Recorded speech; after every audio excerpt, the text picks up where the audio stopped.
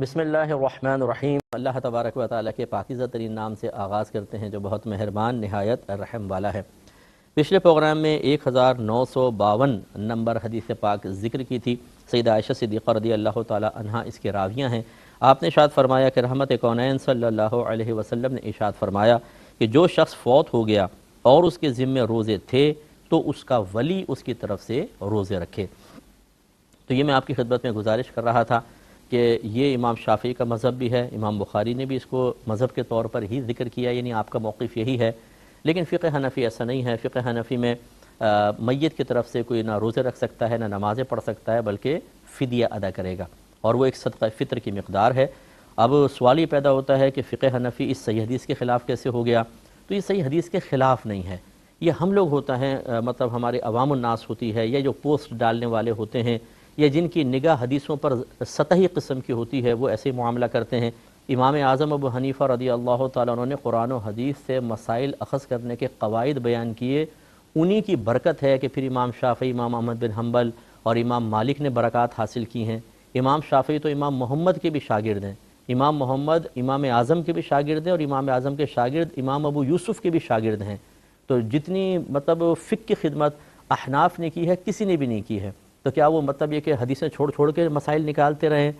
اصل مسئلہ یہ نہیں ہوتا ہے۔ ہماری عوام فوراً ایک حدیث کو سامنے رکھ کر سمجھتی ہے حنفی سارے کے سارے احناف جو ہیں بیوقوف بیٹھے ہوئے ہیں، پتہ نہیں کیا کر رہے ہیں یہ لوگ، آنکھیں بند کر کے مسئلے نکال لیے۔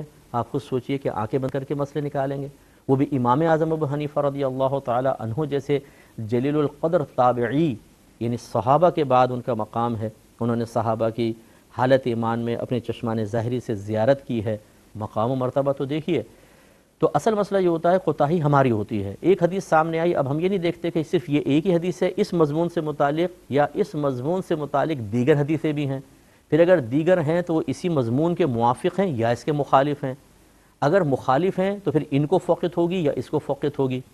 یہ فقاہت کا تقاضا کرتی ہے، یہ محنت اور جستجو کا اور تحقیق کا تقاضا کرتی ہے۔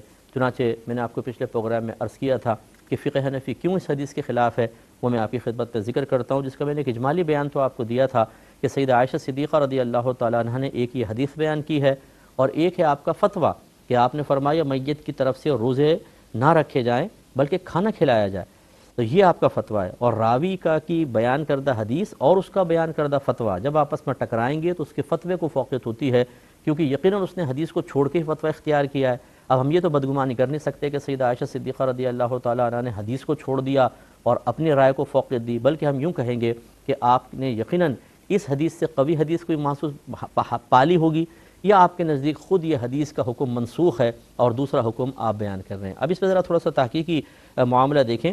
علامہ ابو الحسن علی بن خلف مالکی قرطبی رحمۃ اللہ علیہ ایک بخاری کی شرح میں ارشاد فرماتے ہیں کہ علماء کا اس شخص کے متعلق اختلاف ہے جو رمضان کے مہینے میں فوت ہو گیا اور اس کے ذمہ رمضان کے روزے تھے، تو ایک جماعت نے کہا ہے کہ اس کی طرف سے روزے رکھنا جائز ہے۔ یہ طاؤس، حسن بصری، زہری اور قتادہ کا قول ہے۔ ابو ثور اور اہل ظاہر یعنی غیر مقلدین کا بھی یہی مذہب ہے، اور انہوں نے صحیح بخاری کی اسی حدیث سے استدلال کیا ہے۔ تو اس میں دیکھیں کچھ تابعین، صحابی کا ذکر بھی ہے کہ اس سے وہ استدلال کرتے ہیں۔ پھر فرماتے ہیں امام احمد بن حنبل نے یہ کہا ہے کہ نظر کے روزے میت کی طرف سے اس کا ولی رکھے گا، اور رمضان کے قضا روزوں میں میت کی طرف سے کھانا کھلائے گا۔ یہ امام احمد کا مذہب ہوا کہ منت کے اندر تو روزہ رکھ سکتے ہیں، لیکن رمضان کے قضا روزوں میں روزے نہیں رکھیں گے بلکہ کھانا کھلائیں گے۔ اور پھر یہ کہتے ہیں کہ حضرت ابن عمر، حضرت ابن عباس اور سیدہ عائشہ صدیقہ رضی اللہ تعالی عنہم نے یہ کہا ہے کہ کوئی شخص کسی کی طرف سے روزے نہیں رکھے گا، یہ فتویٰ ہے۔ اور فرماتے ہیں یہ امام مالک، امام شافعی اور امام ابو حنیفہ رضی اللہ تعالی عنہ کا مذہب ہے۔ ان کی دلیل یہ ہے کہ سیدہ عائشہ صدیقہ رضی اللہ تعالی عنہ نے فرمایا رمضان کی قضا میں میت کی طرف سے کھانا کھلایا جائے گا اور اس کی طرف سے روزے نہیں رکھے جائیں گے۔ اب ایک حدیث سنا کر لوگوں کو پورے فقہ حنفی کو مشکوک کرنے کی کوشش کرنا کہ دیکھو سیدہ عائشہ تو کہتی ہے کہ روزے رکھ سکتے ہیں، نبی کریم کی حدیث بیان کر رہے ہیں، اور یہ احناف کہتے ہیں کہ روزے نہیں رکھ سکتے۔ اب ایسے ہی بھائیوں سے کوئی جواب طلب کیا جائے کہ خود سیدہ عائشہ تو یہ کہہ رہی ہیں کہ کھانا کھلایا جائے گا، روزے نہیں رکھے جائیں گے، اب آپ بتائیں کہ ان میں ٹکراؤ کا کیا حل ہوگا؟ ہم نے آپ کو پہلے بتایا کہ راوی کا فتویٰ جب اسی کی بیان کردہ حدیث کے خلاف ہو تو فوقیت فتوے کو ہوتی ہے۔ تو یہ کچھ انہوں نے ذکر کیا. آگے اب ذرا حوالے کے ساتھ دیکھ لیجئے. علامہ بدر الدین محمود بن احمد عینی یہ حنفی ہیں اور انہوں نے عمدۃ القاری کے نام سے بخاری کی شرح لکھی ہے جو عربک میں ہے, اس کے تراجم بھی مل جاتے ہیں. یہ لکھتے ہیں کہ اس مسئلے میں امام اعظم ابو حنیفہ رضی اللہ تعالی عنہ کا مذہب یہ ہے کہ اگر میت نے وصیت کی تھی کہ اس سے جو روزے قضا ہو گئے ہیں ان کی طرف سے کھانا کھلایا جائے تو ہر روزے کے بدلے میں 4 کلو کھجوریں یا کشمش یا 2 کلو گندم مسکین کو دیے جائیں. وہ یہ صدقہ فطر کی مقدار جو ہوتا ہے. اور اگر میت نے وصیت نہیں کی تھی تو پھر ورثاء پر کچھ لازم نہیں ہے. اور حضرت فرماتے ہیں کہ اس سلسلے میں ہمارا استدلال درج ذیل احادیث سے ہے. استدلال کا مطلب ہوتا ہے دلیل طلب کرنا, یعنی ہم نے بطور دلیل یہ حدیثیں رکھی ہیں. حضرت ابن عمر رضی اللہ تعالی عنہما بیان کرتے ہیں کہ نبی کریم صلی اللہ علیہ وسلم نے فرمایا جو شخص فوت ہو گیا اور اس پر 1 ماہ کے روزے ہوں تو اس کے ہر روزے کے بدلے 1 دن 1 مسکین کو کھانا کھلایا جائے گا, یعنی وہی صدقہ فطر. حوالہ کیا ہے؟ سنن ترمذی حدیث نمبر 718. اس حدیث کو روایت کرنے کے بعد امام ترمذی لکھتے ہیں کہ اس باب میں اہل علم کا اختلاف ہے. بعض علماء نے کہا ہے کہ میت کی طرف سے روزے رکھے جائیں گے. امام احمد اور اسحاق نے یہ کہا ہے کہ جب میت پر نظر کے روزے ہوں تو اس کی طرف سے روزے رکھے جائیں گے, اور جب اس پر قضاء رمضان کے روزے ہوں تو اس کی طرف سے کھانا کھلایا جائے گا. امام سفیان اور امام شافعی نے کہا ہے کہ کوئی شخص کسی کی طرف سے روزے نہیں رکھے گا, تو انہوں نے امام شافعی کی طرف نہ رکھنے کو منسوب کیا ہے. امام اعظم رضی اللہ تعالیٰ عنہ کا یہ مذہب ہے, سنن ترمذی کے اندر لکھا ہے. امام مالک رحمۃ اللہ علیہ روایت کرتے ہیں کہ حضرت عبداللہ بن عمر سے سوال کیا جاتا کہ کوئی شخص کسی کی طرف سے روزے رکھ سکتا ہے یا کوئی شخص کسی کی طرف سے نماز پڑھ سکتا ہے, تو وہ کہتے تھے کہ کوئی شخص کسی کی طرف سے روزے نہ رکھے اور نہ کوئی شخص کسی کی طرف سے نماز پڑھے. یہ موطا امام مالک کتاب الصیام باب 16 حدیث نمبر 43 ہے. تو اس سے آپ اندازہ کریں کہ یہ اس میں گویا کہ ایک اختلافی مسئلہ ہوا, لیکن خود سیدہ عائشہ صدیقہ رضی اللہ تعالی عنہا, حضرت ابن عباس اور حضرت ابن عمر رضی اللہ تعالی عنہم کا فتویٰ یہی ہے کہ میت کی طرف سے روزے نہیں رکھے جائیں گے بلکہ صرف کھانا کھلایا جائے گا. لہٰذا فقہ حنفی انتہائی مضبوط ہے. اور دیکھیے ایک مزید حدیثیں اس میں ذکر کی ہیں, یہ حافظ ابن حجر عسقلانی صاحب رحمۃ اللہ علیہ نے ذکر کی ہیں. یہ کہتے ہیں کہ سیدہ عائشہ صدیقہ رضی اللہ تعالی عنہا سے سوال کیا گیا کہ ایک عورت مر گئی ہے اور اس پر روزے تھے, تو سیدہ عائشہ صدیقہ رضی اللہ تعالی عنہا نے فرمایا کہ اس کی طرف سے طعام کھلایا جائے گا, یعنی روزے نہیں فرمایا بلکہ کھانا کھلایا جائے گا. سنن بہقی جلد نمبر 4 صفحہ نمبر 257. نیز کہتے ہیں کہ سیدہ عائشہ صدیقہ رضی اللہ تعالی عنہا نے فرمایا کہ اپنے مردوں کی طرف سے روزے نہ رکھو اور ان کی طرف سے کھانا کھلاؤ. یہ بھی سنن بہقی کی روایت ہے, جلد نمبر 4 حدیث نمبر 257. تو آپ اندازہ کریں کہ اسی حدیث کے یعنی 2 ٹکڑے بیان کیے. پہلے میں تو طعام کھلایا جیسے اتنا فرمایا, دوسرے میں صراحتاً منع کیا کہ روزے نہ رکھیں بلکہ کھانا کھلائیں. اور سعید بن جبیر رضی اللہ تعالیٰ عنہ بیان کرتے ہیں کہ جو شخص رمضان میں بیمار ہو گیا اور اس نے روزے نہیں رکھے حتیٰ کہ وہ مر گیا تو اس کی طرف سے ہر روز 2 کلو گندم کھلائی جائے گی, یعنی وہی صدقہ فطر کی مقدار فدیہ دیں گے, روزہ رکھنے کا نہیں فرمایا. یہ روایت ہے مصنف عبد الرزاق کی حدیث نمبر 7660 ہے. اور عطا بن ابی رباح رضی اللہ تعالیٰ عنہ بیان کرتے ہیں کہ حضرت ابن عباس رضی اللہ تعالیٰ عنہما نے فرمایا کہ کوئی شخص کسی کی طرف سے نماز نہ پڑھے اور نہ کوئی شخص کسی کی طرف سے روزے رکھے, ہاں اس کے ہر روزے کے بدلے 1 دن 2 کلو گندم کھلائی جائے گی. سنن القبرا یہ بہقی کی ہے 2930 نمبر یہ حدیث پاک. تو یہ تمام جو انہوں نے مواد لکھا ہے یہ میں نے بتایا حافظ ابن حجر عسقلانی نے دی ہے. ان کی کتاب ہے فتح الباری جلد نمبر 3 صفحہ نمبر 456. گویا کہ حافظ ابن حجر عسقلانی شافعی ہیں رحمۃ اللہ علیہ نے امام بہقی کے حوالے سے مصنف عبد الرزاق کے حوالے سے حدیثیں نقل کی ہیں اور بتایا ہے کہ میت کی طرف سے روزے نہیں ہیں بلکہ صرف اور صرف کھانا کھلایا جائے گا. تو اب اس میں جب اختلاف ہو جاتا ہے, ہم نے آپ کو پہلے کہا تو فقہ حنفی بڑا مضبوط فقہ ہے.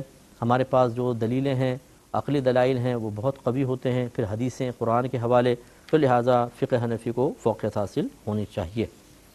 اگلی حدیث کی طرف آتے ہیں. 1953 نمبر حدیث پاک ہے. حضرت ابن عباس رضی اللہ تعالی عنہما اس کے راوی ہیں. انہوں نے بیان کیا کہ ایک شخص نبی کریم صلی اللہ علیہ وسلم کے پاس آیا، اس نے عرض کیا یا رسول اللہ صلی اللہ علیہ وسلم میری والدہ فوت ہو گئی ہیں اور ان پر 1 ماہ کے روزے ہیں، کیا میں ان کی طرف سے روزے رکھوں؟ آپ نے فرمایا کہ اللہ کا قرض ادا کیے جانے کا زیادہ مستحق ہے۔ تو اس سے بھی ظاہراً یہ سمجھ میں آتا ہے کہ سرکار نے فرمایا کہ ہاں روزے رکھ لیں، لیکن زیادہ صراحت نہیں ہے۔ یہ بھی تو ہو سکتا ہے کہ ہاں اللہ کا قرض ادا کریں، وہ چاہے روزے کے ذریعے کریں چاہے کھانا کھلانے کے ذریعے کریں، تعویل ہو سکتی ہے۔ سیدہ عائشہ کی حدیث زیادہ صریح تھی، لیکن بہرحال اس کی جواب میں جو تفصیل تھی وہ میں نے آپ کی خدمت میں ذکر کر دی کہ ایک ہی اگر روایت ہوتی روزہ رکھنے کی تو احناف کو کیا پرابلم تھا، ہمیں کیا مسئلہ ہوتا؟ اگر کوئی میت کی طرف سے روزے رکھ رہا ہے اور اجازت شرع ہو تو ہم تو تائید کرتے، اس میں کیا مسئلہ تھا؟ لیکن مزاج شرع یہی دیکھا کہ اگر میت کے مرنے کے بعد روزے رکھ سکتے ہیں یا نماز پڑھ سکتے ہیں تو زندگی کے اندر بھی پھر نیابت ہو سکتی تھی، کیونکہ نیابت تو جائز ہوتی نا پھر جیسے زکوٰۃ آپ چاہے زندگی میں کسی کی طرف سے ادا کریں چاہے مرنے کے بعد کسی کی طرف سے ادا کریں، بالکل ٹھیک ہوتی۔ تو پھر تو زندگی میں بھی ایسا ہی ہوتا کہ ایک شخص نہیں ادا کر رہا دوسرا اس کی جگہ ادا کر لیتا، لیکن ایسا نہیں ہے، شریعت نے ہر ایک کو مکلف بنایا ہے۔ تو قرین قیاس یہ ہے کہ خود عبادت ادا نہ کی جائے، لیکن چونکہ حدیث میں آ گئی اگر اس کے مقابل کوئی نہ ہوتا تو ہم قیاس کو چھوڑ دیتے اور ہم کہتے کہ نہیں بالکل چلو ٹھیک ہے، عقل تو یہ کہہ رہی تھی کہ کسی کی طرف سے بدنی عبادت نہیں ہو سکتی، لیکن چونکہ نبی کریم نے فرمایا اس لیے ہو جائے گی، عقل کو ہٹا لیں۔ لیکن جب مخالف میں حدیثیں بھی آ گئیں تو پھر یاد رکھیے کہ حدیث اور قیاس مل کر قوی ہو کر اور ان حدیثوں کے خلاف جائیں گے یا ان کے مضامین کو باطل قرار دیں گے یا مطلب ناقابل عمل قرار دیں گے کہ یا منسوخ قرار دیں گے کہ جن کے اندر صرف مطلب نقل موجود ہے، قیاس موجود نہیں ہے۔ یہ تھوڑا سا اپنے ذہن میں رکھیے گا۔ عوام الناس کو تھوڑی دقت ہوتی ہے سمجھنے میں، تو میں خلاصہ بس یاد کر دیتا ہوں کہ فقہ حنفی بڑا قوی مذہب ہے۔ ہم نے کوئی عقل سے ہی یہ مسئلہ نہیں نکالا بلکہ حدیثیں اس کی تائید کر رہی ہیں کہ اگر کوئی آپ کا رشتہ دار فوت ہو جاتا ہے تو آپ اس کی طرف سے نمازیں ادا نہیں کر سکتے اور روزے نہیں رکھ سکتے، بلکہ اگر آپ چاہیں تو اس کے نماز اور روزوں کا حساب کر کے ہر نماز کے بدلے روزے کے بدلے ایک صدقہ فطر کی مقدار صدقہ کر دیں، اللہ تعالیٰ انشاءاللہ قبول کرے گا اور وہ بری ذمہ ہو جائیں گے۔ اگلا باب امام بخاری قائم کرتے ہیں کہ باب متی یحل فطر الصائم، کس وقت روزے دار کے لیے روزہ افطار کرنا جائز ہے۔ اس پر حدیث ہے 1954 اور عاصم بن عمر بن خطاب رضی اللہ تعالیٰ عنہ اپنے والد سے روایت کرتے ہیں کہ رسول اللہ صلی اللہ علیہ وسلم نے ارشاد فرمایا کہ جب رات اس طرف سے نمودار ہو جائے، یعنی سرکار نے مشرق کی طرف اشارہ کیا تھا، اور دن اس طرف میں چلا جائے، مغرب کی طرف اشارہ فرمایا، اور سورج غروب ہو جائے تو روزے دار کے افطار کا وقت آ گیا۔ اب دیکھیں یہ جو جتنی بھی عبادات ہوتی ہیں میں نے آپ کو پہلے بھی بتایا کہ یہ افعال مشروعہ ہوتے ہیں۔ فعل مشروع اسے کہتے ہیں جس کا تعارف اللہ کے نبی پیش کرتے ہیں۔ اس میں نمازوں کے اوقات بھی ہیں، نمازیں کون کون سی ہوں گی، اس کا طریقہ کار کیا ہوگا، اسی طرح روزے کس طرح رکھے جائیں گے، ان کے وہ کس وقت میں فرض ہوں گے، کس مہینے میں، اسی طرح حج کے اوقات وغیرہ۔ یہ چونکہ افعال مشروعہ ہوتے ہیں اور ان کو لوگ عقل سے نہیں جان سکتے، ان کی معرفت صرف شریعت کے بتانے پر موقوف ہوتی ہے، اس لیے رحمت کونین صلی اللہ علیہ وسلم نے بہت ساری چیزیں بیان فرمائی۔ اب جیسے یہ ہے ہم سنیں گے، ہم کہیں گے یہ تو ہمیں پتہ ہے کہ جی جب غروب آفتاب ہوگا تو روزہ افطار ہو جائے گا، تو یہ تو ابھی آپ کو پتہ ہے نا۔ ایک ایسا شخص جو نیا اسلام لایا اور وہ کہتا ہے کہ روزہ کب سے کب تک ہوگا، آپ اسے حدیث سنائیں گے۔ تو بہت سی چیزیں ایسی ہوتی ہیں جو بہت ہم پہلے سیکھ چکے ہوتے ہیں، پھر وہ قرآن حدیث میں آتی ہیں تو ہمیں مطلب تھوڑا سا عجیب سا محسوس ہوتا ہے، لیکن یہ اس زمانے کے اعتبار سے دیکھیں جب صحابہ کرام ہیں اور عبادات کا تعارف پیش کیا جا رہا ہے تو ہر چیز بتائی جاتی تھی۔ چنانچہ نبی کریم نے فرمایا کہ روزہ اس وقت افطار ہوگا جب غروب آفتاب ہو جائے گا۔ 1955 نمبر حدیث پاک کی طرف آتے ہیں۔ حضرت عبداللہ بن ابی اوفا رضی اللہ تعالی عنہ بیان کرتے ہیں کہ ہم رسول اللہ صلی اللہ علیہ وسلم کے ساتھ ایک سفر میں تھے اور آپ روزے دار تھے۔ پس جب سورج غروب ہو گیا تو آپ نے کسی سے فرمایا کہ اے فلاں اٹھو اور ہمارے لیے ستو گھولو۔ اس نے کہا یا رسول اللہ صلی اللہ علیہ وسلم اگر آپ شام کر لیتے تو، یعنی یہ شاید بہتر محسوس ہوا ان کو۔ آپ نے فرمایا تم سوارے سے اترو اور ہمارے لیے ستو گھولو۔ اس نے پھر عرض کیا رسول اللہ صلی اللہ علیہ وسلم اگر آپ شام کر لیتے تو سرکار صلی اللہ علیہ وسلم نے فرمایا کہ آپ سواری سے اتریں اور ہمارے لیے ستو گھولیں۔ اس نے کہا کہ ابھی آپ کے اوپر دن ہے۔ رحمت کونین صلی اللہ علیہ وسلم نے ارشاد فرمایا کہ اترو اور ہمارے لیے ستو گھولو۔ پس وہ اترا اور اس نے آپ کے لیے ستو گھولے۔ پھر نبی کریم صلی اللہ علیہ وسلم نے ستو پیے۔ پھر آپ نے فرمایا کہ جب تم رات کو اس طرف سے یعنی مشرق سے آتے ہوئے دیکھو تو اس وقت روزہ دار کا روزہ افطار ہو جاتا ہے۔ تو یہ وضاحت میں پہلے آپ کو کر چکا ہوں۔ اگر آپ کسی اونچے علاقے میں چلے جائیں اور آپ ٹائم نوٹ کریں، یعنی دیکھیں سورج غروب کا جو ٹائم ہے جب وہ ہو جائے گا، اس کے باوجود آپ دیکھیں گے بہت آپ کو روشنی نظر آئے گی۔ ہم چونکہ اندر ہوتے ہیں، بلڈنگوں میں ہوتے ہیں، تو ہمیں اندھیرا اندھیرا محسوس ہوتا ہے، لیکن جب آپ اونچے مقام پہ جاتے ہیں تو افق آپ کے سامنے ظاہر ہوتا ہے، یعنی جہاں زمین و آسمان اس طرح مل رہے ہوتے ہیں، ایک لائن ہوتی ہے، اوپر آسمان نیچے زمین، یہ افق ہے۔ اب یہاں پر آپ دیکھیں گے بہت اجالا ہوگا۔ تو وہ چونکہ محو سفر تھے اور میدانی علاقے ہوتے تھے، تو ان صحابی کو یہ گمان ہوا کہ شاید ابھی شام آئی نہیں ہے، ابھی تھوڑا سا اندھیرا آنا چاہیے، ان کا تصور ایسے ہی تھا۔ اور نبی کریم صلی اللہ علیہ وسلم یہی سمجھا رہے تھے کہ جب سورج غروب ہو جاتا ہے چاہے روشنی باقی ہو، اعتبار روشنی کے اختتام کا نہیں ہے، سورج کے غروب ہونے کا ہے، اور وہ ہو چکا۔